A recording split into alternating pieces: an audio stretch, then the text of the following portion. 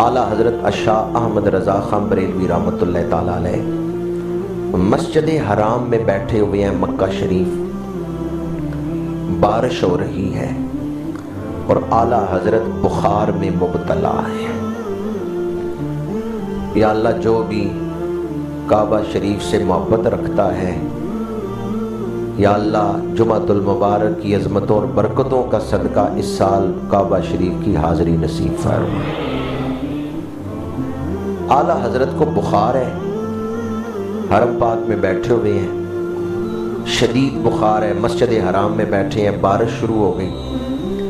اعلیٰ حضرت اٹھ کے کعبے کا طواف کرنے لگے تو جو ساتھی تھے، رفقا تھے، انہوں نے کہا آپ کو شدید بخار ہے، آپ بخار کی حالت میں بارش کے اندر نہ جائیں، کیونکہ جو بخار کا مریض ہوتا ہے وہ بارش میں جاتے ہوئے ڈرتا ہے، ہچکچاتا ہے۔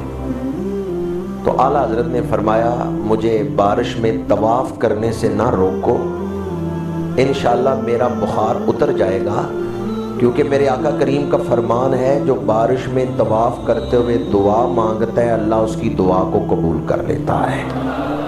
یہ ہے یقین کا مقام، یہ ہے یقین کی منزل کہ اعلیٰ حضرت نے اپنی تکلیف کو نہیں دیکھا، ظاہری اسباب کو ترجیح نہیں دی، بلکہ حضور کے فرمان پر یقین کیا ہے۔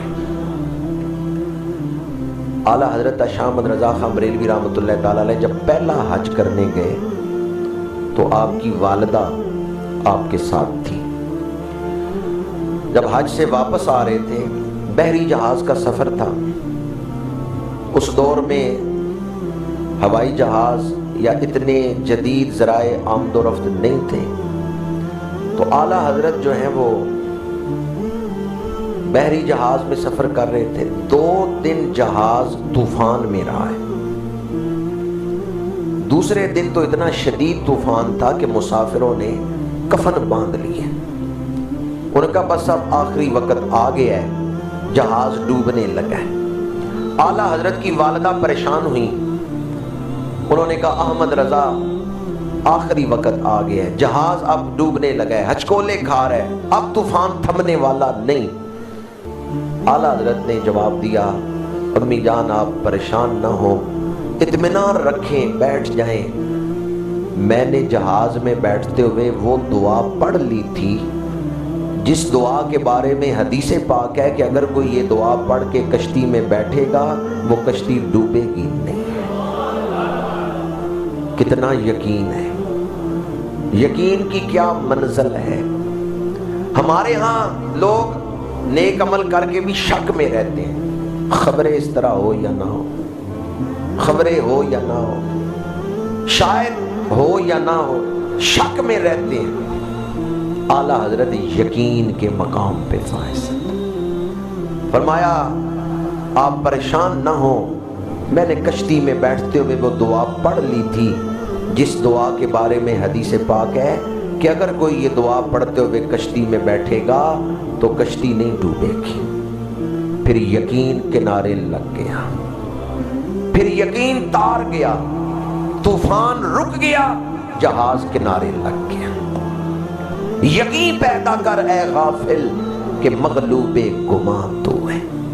آج کا مسلمان جس دولت سے محروم ہوئے نا وہ یقین کی دولت، اس سے ہم محروم ہو گئے۔